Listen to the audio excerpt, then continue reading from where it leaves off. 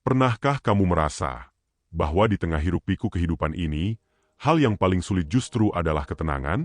Kita mengejar banyak hal, uang, jabatan, cinta, pengakuan. Tapi pada akhirnya, kita sadar satu kebenaran sederhana, tenang itu obatnya mahal. Banyak orang rela bekerja siang malam, mengorbankan kesehatan, demi materi. Tapi setelah mendapatkannya, mereka tetap gelisah. Karena kedamaian batin tidak bisa dibeli. Para filsuf Stoik, seperti Marcus Aurelius, Seneca, dan Epictetus, mengajarkan ketenangan bukan hadiah, tapi keterampilan hidup. Mari kita belajar bersama. Mengapa tenang itu mahal? Karena ketenangan adalah sesuatu yang tidak bisa dibeli, meski dengan harta sebanyak apapun. Ia tidak dijual di pasar, tidak tersedia di bank, tidak bisa dipinjam dari orang lain. Banyak orang rela bekerja siang malam untuk mencari uang. Mereka membeli rumah mewah, kendaraan bagus, liburan ke tempat jauh. Tapi di malam hari, hati mereka tetap gelisah. Banyak pejabat berkuasa, punya pengaruh besar, tapi setiap hari hidup dalam ketakutan akan kehilangan jabatannya. Banyak artis terkenal, dipuja jutaan orang, tapi tetap merasa kosong di dalam diri. Semua itu membuktikan ketenangan tidak datang dari luar. Ia hanya bisa lahir dari dalam. Dari pikiran yang jernih, hati yang ikhlas, dan jiwa yang tidak terikat berlebihan pada hal-hal rapuh. Itulah sebabnya tenang itu mahal. Karena sedikit sekali orang yang mau membayar harganya. Harga untuk melepaskan ego. Harga untuk menahan amarah. Harga untuk berdamai dengan takdir. Harga untuk menerima bahwa kita tidak bisa mengendalikan segalanya.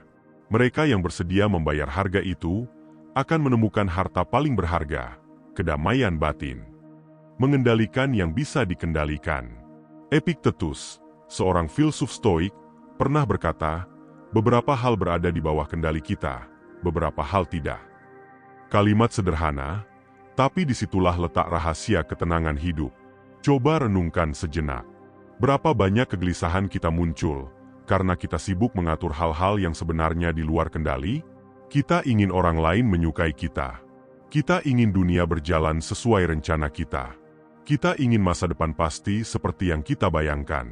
Tapi apa hasilnya? Kita justru frustrasi, kecewa, bahkan marah. Padahal, tidak semua hal bisa kita kuasai. Kita tidak bisa mengatur cuaca. Kita tidak bisa memastikan apa yang orang pikirkan tentang kita. Kita tidak bisa menjamin besok akan berjalan sesuai keinginan kita. Yang bisa kita kendalikan hanyalah diri kita sendiri. Pikiran kita, pilihan kita, tindakan kita, respon kita terhadap segala sesuatu. Bayangkan jika kita belajar menerima batas ini. Ketika orang lain marah, kita bisa memilih untuk tidak terbakar. Ketika sesuatu berjalan di luar rencana, kita bisa memilih untuk tetap tenang dan mencari jalan lain. Ketika dunia terasa kacau, kita bisa memilih untuk menjaga batin tetap damai. Inilah inti dari Stoikisme. Bukan menyerah, bukan pasrah, tetapi fokus hanya pada apa yang ada dalam kuasa kita. Dan ketika kita melakukan itu, beban hidup terasa lebih ringan. Sebab, berjuang di wilayah yang bukan milik kita adalah pekerjaan sia-sia.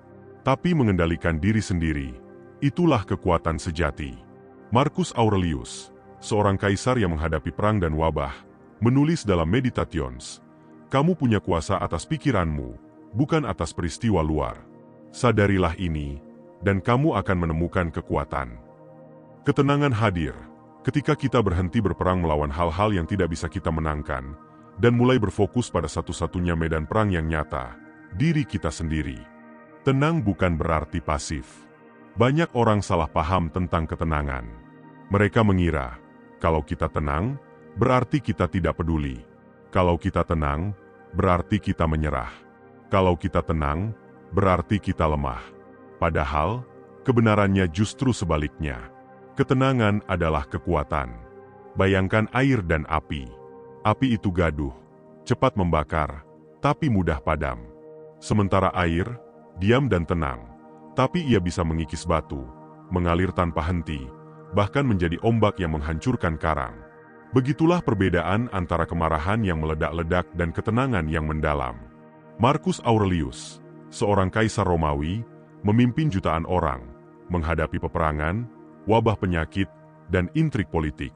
Kalau tenang itu berarti pasif, tentu ia sudah kalah oleh keadaan. Namun, di tengah semua itu, ia masih sempat menulis dalam Meditations, "Tenanglah, biarkan segala sesuatu berlalu sebagaimana mestinya. Hiduplah sesuai alam." Ia tidak pasif. Ia bertindak, ia memimpin, ia berjuang. Tetapi ia melakukannya dengan kepala dingin, dengan hati yang damai, dengan pikiran yang jernih. Inilah yang dimaksud Stoikisme. Tenang bukan berarti berhenti berjuang, melainkan berjuang tanpa kehilangan kendali atas diri sendiri. Orang yang panik mudah salah langkah. Orang yang marah buta terhadap kebenaran. Orang yang takut kehilangan kesempatan, sering membuat keputusan gegabah. Tapi orang yang tenang, ia bisa melihat masalah dengan lebih jelas. Ia bisa memilih dengan bijak. Ia bisa bertindak dengan tepat. Tenang bukan berarti tidak bergerak. Tenang adalah bergerak dengan sadar. Tenang bukan berarti tidak melawan. Tenang adalah melawan dengan cara yang terhormat. Epictetus pernah berkata, orang yang menguasai dirinya sendiri lebih kuat daripada orang yang menguasai kota. Dan penguasaan diri itu hanya mungkin jika kita mampu tetap tenang, bahkan saat badai menerpa. Maka, jangan pernah anggap tenang itu kelemahan. Ketenangan adalah bentuk kekuatan paling tinggi, karena ia lahir dari pengendalian diri, bukan dari ledakan emosi. Tenang bukan berarti kita berhenti mengejar mimpi. Tenang adalah cara kita mengejar mimpi, tanpa diperbudak oleh rasa takut gagal. Tenang bukan berarti kita tidak peduli pada dunia.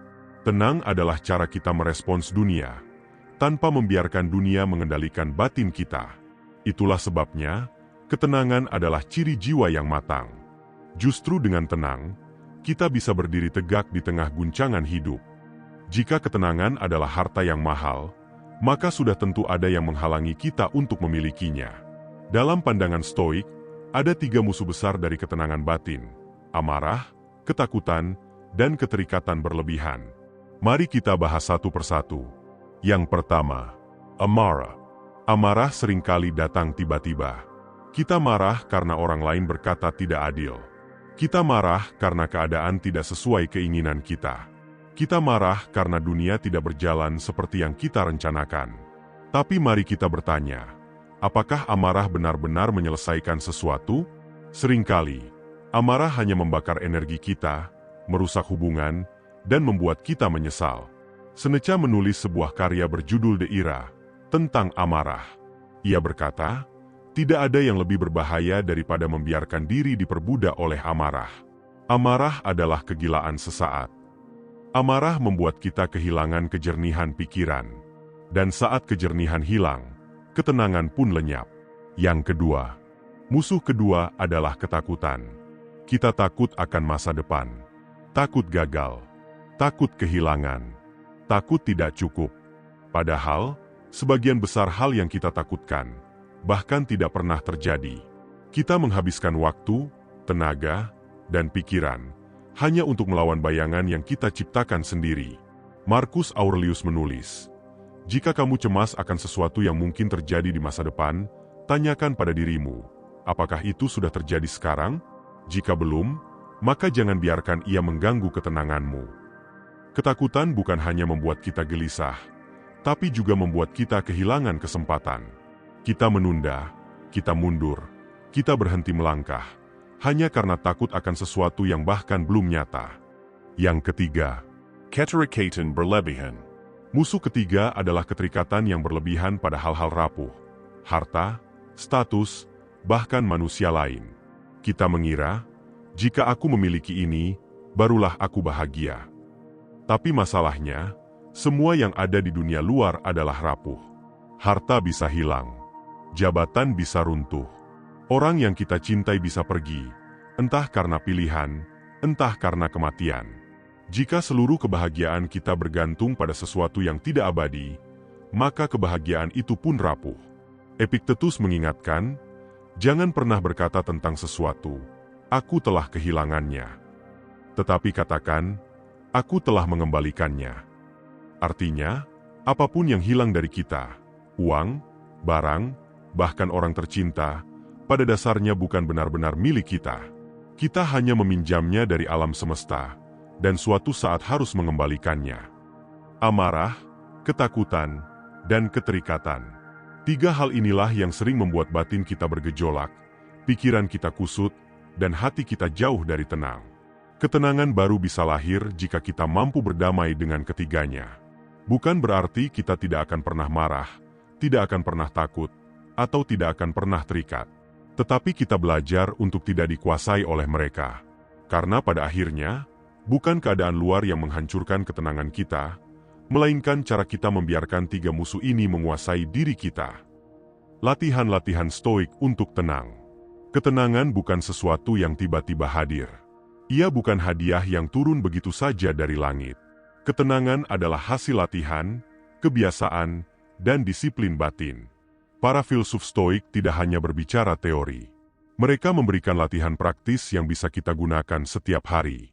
Mari kita pelajari beberapa di antaranya. Yang pertama, latihan pertama adalah menyadari dikotomi kendali. Setiap kali gelisah, berhentilah sejenak, lalu tanyakan kepada diri sendiri, apakah ini berada dalam kendaliku atau tidak? Jika jawabannya ya, lakukan sesuatu. Jika jawabannya tidak, lepaskan. Misalnya, orang lain menghina kita. Kendali kita bukan pada kata-kata mereka, tapi pada respon kita. Cuaca buruk merusak rencana kita. Kendali kita bukan pada cuaca, tapi pada sikap kita menyesuaikan diri. Masa depan terasa menakutkan. Latihan sederhana ini, bila dilakukan berulang, akan membuat batin lebih ringan. Yang kedua, latihan kedua adalah membayangkan kemungkinan buruk. Bukan untuk menakut-nakuti diri sendiri, melainkan untuk memperkuat batin. Seneca menulis, dia yang selalu mengingat bahwa segala sesuatu bisa hilang, akan lebih siap ketika kehilangan datang. Cobalah sesekali membayangkan, kehilangan pekerjaan, harta, bahkan orang-orang yang kita cintai. Sekilas terasa menyakitkan. Tetapi latihan ini mengajarkan 2 hal. 1, kita belajar menerima kenyataan bahwa semua hal di dunia ini sementara. 2, kita belajar lebih menghargai apa yang kita miliki saat ini. Dengan begitu, jika kehilangan benar-benar datang, hati kita sudah lebih siap. Yang ketiga, memento mori, ingat lekimation. Latihan ketiga adalah mengingat kematian. Bagi sebagian orang, kematian adalah sesuatu yang menakutkan. Tapi bagi filsuf stoik, kematian adalah pengingat untuk hidup lebih tenang. Marcus Aurelius menulis, kamu bisa meninggal hari ini.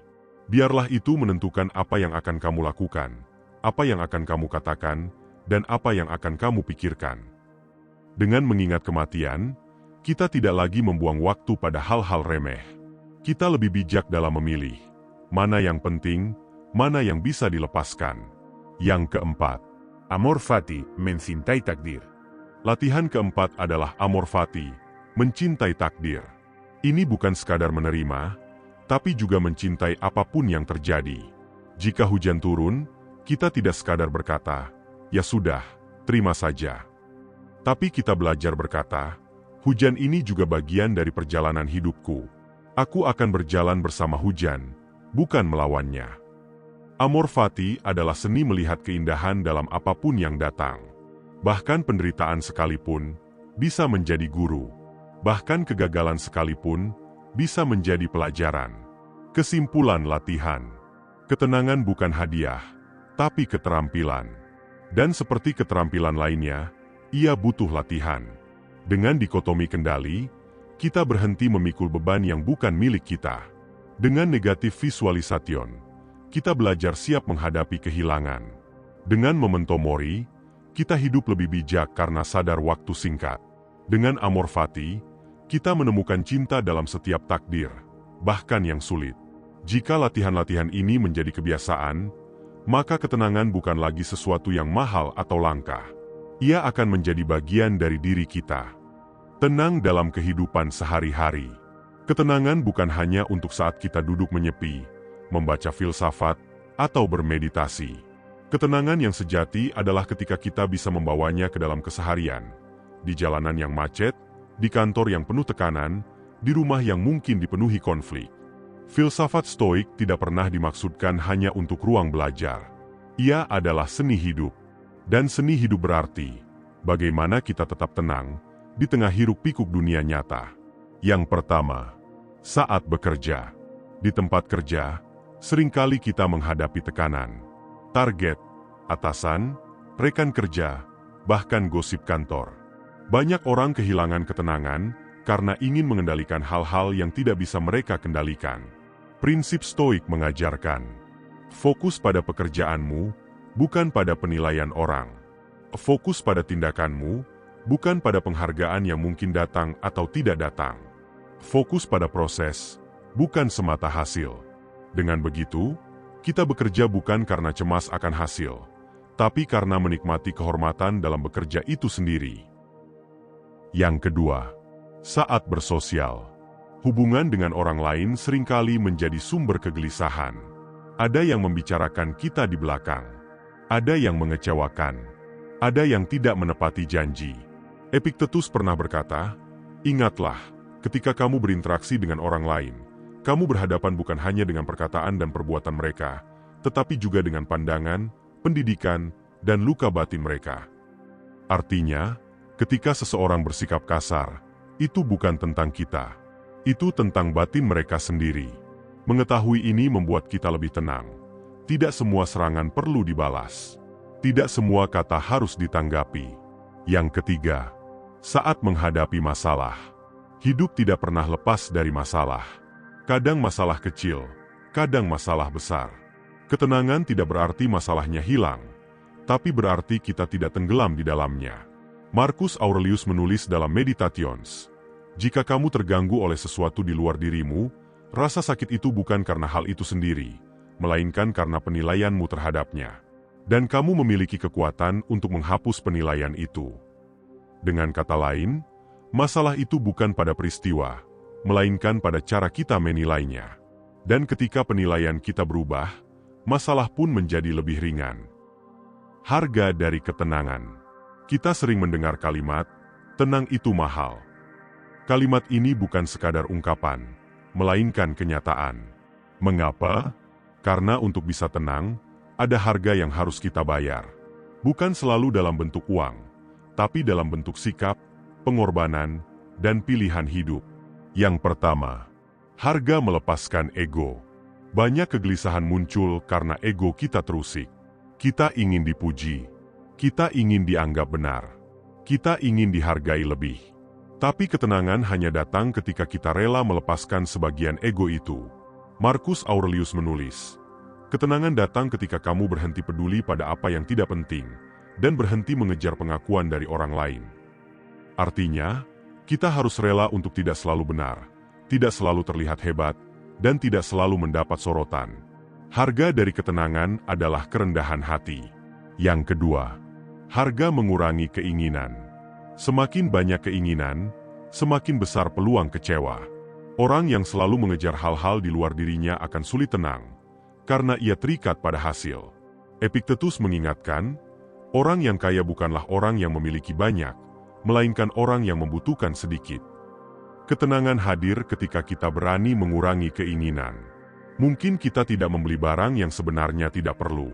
Mungkin kita tidak memaksakan diri mengejar gaya hidup orang lain. Harga dari ketenangan adalah kesederhanaan.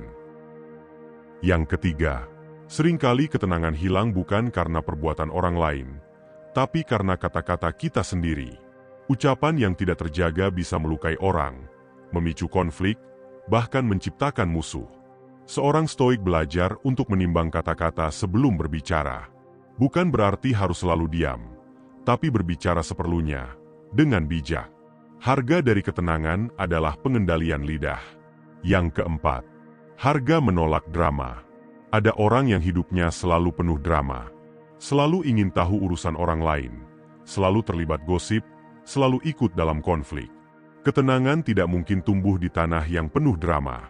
Maka, seorang yang ingin tenang harus berani berkata, "Aku tidak perlu ikut semua urusan. Aku tidak harus hadir di setiap pertengkaran. Aku tidak harus tahu semua gosip." Harga dari ketenangan adalah memilih untuk tidak masuk ke lingkaran drama. Yang kelima, harga menjaga lingkungan.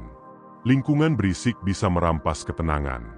Orang yang toksik, lingkungan yang penuh iri, atau pertemanan yang tidak sehat, semua itu bisa mengganggu batin kita. Untuk menjaga ketenangan, kadang kita harus berani menjaga jarak. Mungkin berarti mempersempit lingkaran pertemanan. Mungkin berarti lebih sering sendiri daripada berkumpul tanpa arah. Harga dari ketenangan adalah seleksi terhadap siapa yang kita izinkan masuk dalam hidup. Yang keenam, harga melawan diri sendiri. Dan inilah yang paling mahal, melawan diri sendiri. Karena musuh terbesar ketenangan bukanlah dunia luar, melainkan pikiran kita sendiri. Rasa iri, amarah, cemas, overthinking, semua datang dari dalam. Seorang stoik setiap hari melatih diri untuk mengamati pikirannya. Ia bertanya, apakah pikiran ini berguna? Apakah ini di bawah kendaliku? Apakah aku perlu menyimpan emosi ini? Harga dari ketenangan adalah disiplin batin. Ketenangan itu mahal karena menuntut pengorbanan. Kita harus membayar dengan ego yang dilepaskan, keinginan yang dikurangi, ucapan yang dijaga, drama yang ditolak, lingkungan yang disaring, dan diri yang terus dilatih. Tapi, meski mahal, ketenangan selalu lebih murah daripada harga kegelisahan. Karena kegelisahan menagih kita lebih banyak. Kesehatan, kebahagiaan, bahkan hidup itu sendiri. Maka, jika harus memilih, bayar harga tenang, atau bayar harga gelisah, seorang bijak akan selalu memilih tenang, meski biayanya mahal. Tenang, obat yang sesungguhnya. Kita hidup di zaman yang serba cepat. Informasi datang tanpa henti. Media sosial membuat kita mudah membandingkan hidup. Tekanan ekonomi, hubungan, pekerjaan, semua datang bersamaan. Tak heran, banyak orang merasa sesak, cemas, bahkan kehilangan arah. Ia adalah kebutuhan. Ketenangan adalah obat bagi jiwa yang lelah. Yang pertama, tenang sebagai penawar luka batin. Hati yang dipenuhi amarah tak pernah bisa sembuh. Pikiran yang dipenuhi kecemasan tak pernah bisa jernih.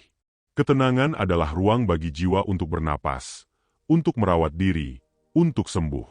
Seperti air yang tenang mampu memantulkan langit dengan jernih, begitu pula jiwa yang tenang mampu melihat kehidupan dengan lebih jelas. Yang kedua, tenang menguatkan tubuh.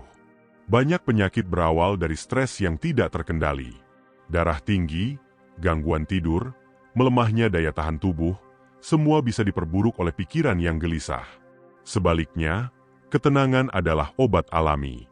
Ia menurunkan detak jantung, menenangkan napas, memperkuat sistem imun, dan menyehatkan tubuh. Bukan berarti kita tidak pernah lelah atau sakit, tapi tubuh yang disertai jiwa tenang lebih mudah pulih.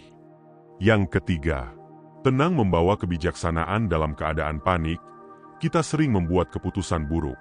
Dalam keadaan marah, kita sering berkata yang kita sesali. Tapi ketika tenang, pikiran jernih, hati dingin, kita bisa melihat persoalan apa adanya. Seorang stoik tidak tergesa-gesa bereaksi. Ia memberi jarak sejenak sebelum merespons. Karena ia tahu, kebijaksanaan lahir dari ketenangan, bukan dari kegaduhan batin. Yang keempat, tenang adalah bentuk kemenangan. Banyak orang mengira kemenangan itu berarti menguasai orang lain. Padahal, kemenangan sejati adalah menguasai diri sendiri. Siapa yang mampu tetap tenang meski dunia di sekitarnya kacau, dialah yang benar-benar kuat. Epictetus berkata, tidak ada orang yang bebas jika ia tidak bisa mengendalikan dirinya. Dan pengendalian itu berakar dari ketenangan. Yang kelima, tenang itu menular. Seorang yang tenang, kehadirannya seperti oase. Ia membuat orang lain merasa aman. Ia menenangkan suasana. Ia meredam konflik. Ketenangan bukan hanya obat untuk diri sendiri, tapi juga untuk orang-orang di sekitar kita. Ketika kita tenang, kita menjadi sumber kekuatan, bukan sumber masalah. Kita menjadi cahaya, bukan api yang membakar. Yang keenam, tenang, jalan pulang ke dalam diri. Pada akhirnya, ketenangan adalah cara kita pulang. Pulang ke dalam diri, pulang ke kesadaran, pulang ke hati yang damai. Ketenangan mengajarkan kita tidak harus menguasai dunia, cukup menguasai diri. Hidup terlalu singkat untuk dihabiskan dalam kegelisahan. Hidup terlalu berharga untuk disia-siakan dengan emosi yang tidak terkendali. Tenang itu mahal. Ia menuntut kita untuk melepaskan ego, menahan keinginan, menjaga diri dari drama, dan melawan pikiran sendiri. Tapi tenang juga adalah obat yang sesungguhnya. Obat bagi tubuh, jiwa, dan pikiran. Maka, jika kita sungguh ingin hidup lebih bermakna, belajarlah membayar harga ketenangan itu. Karena pada akhirnya, hanya jiwa yang tenang yang mampu benar-benar merasakan indahnya hidup.